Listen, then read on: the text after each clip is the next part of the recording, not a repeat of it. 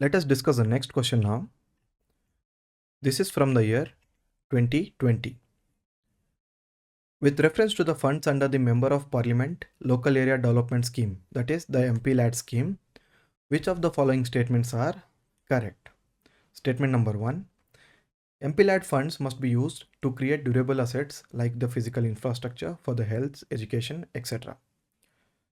A specified portion of the each MP fund must benefit the SC/ST population.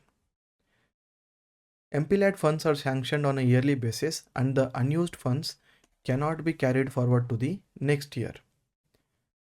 The district authority must inspect at least 10% of all the work under the implementation every year. Select the correct answer using the code given below. Now this particular question is asking about the provisions of the MPLAD scheme, wherein a certain amount will be given to a MP each year so that he can use that money for the development of his constituency when it comes to improving the physical infrastructure for the health, education, sanitation, etc. So that is the whole purpose of this scheme.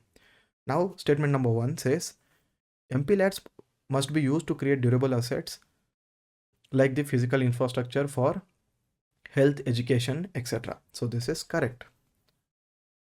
So statement 1 is correct. We can eliminate B because it says only 3 and 4. Now statement 2 says a specified portion of each MP fund must benefit the SC/ST population. Yes, it does make sense for the scheme to specify that a certain portion of it should be spent on the SC and ST population. Otherwise, what if the particular MP doesn't spend the money on the vulnerable section? By putting a condition like that, we can make sure that certain percentage every year is spent on the vulnerable section of the society. So this is also correct. Statement 3. MPLAD funds are sanctioned on an yearly basis and the unused funds cannot be carried forward to the next year. Here the key is cannot be carried forward. If you know this statement, you will get the answer because this is a very basic provision of this scheme where the funds are sanctioned every year, they don't lapse, they are non-lapsable funds, and if the funds are unused in some particular year, it will be carried forward to the next year. The statement is clearly saying that the unused funds cannot be carried forward to the next year. So this is incorrect. So if we remove statement number 3, we can eliminate B and C.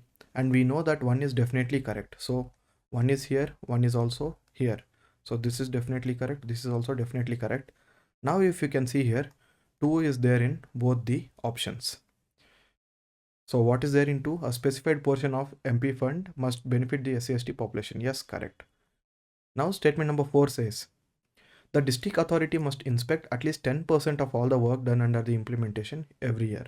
Yes, the law clearly has this provision which says, and it puts the responsibility on the district authority that at least 10% of the work done, they have to inspect it and certify it. So this is correct. D is the correct answer. Now let us look at the in-depth provisions. The MPLAD scheme, also known as the Member of Parliament Local Area Development Scheme. It was launched in the December 1993 so that the Member of Parliaments can have some amount with them.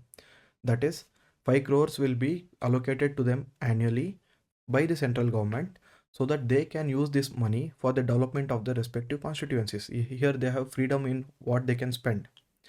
And they will be using this amount for the durable assets like investing in the physical infrastructure of education, health, water supply, sanitation, roads, etc. So they get freedom to choose the funds among the particular criteria. And it is managed by the Ministry of Statistics and Program Implementation. And each year the annual allocation for every MP per constituency will be 5 crore rupees. And these funds are non-lapsable funds. That means if there are any unused funds in a particular year, that amount will be carried forward to the next year. That is why statement 3 was incorrect, because it said the amount cannot be carried forward to the next year. And the district authority is in fact responsible for the overall supervision of the MPLAD project, and they are required to inspect at least 10% of all the works done which are implemented every year. So basically on the overall work done, at least 10% of the work they have to inspect. And the law does mandate that a certain portion has to be spent on the SCs and the STs. That is 15% for the SCs and 7.5% for the STs. So these percentages are in sync with the reservation percentages which the government provides for SCs and STs. If you recall, it is 15% for the SC and 7.5% for the STs. So coming back to the question, because it said the non-lapsable funds cannot be carried forward, it is incorrect. Our answer is B, 1, 2 and 4.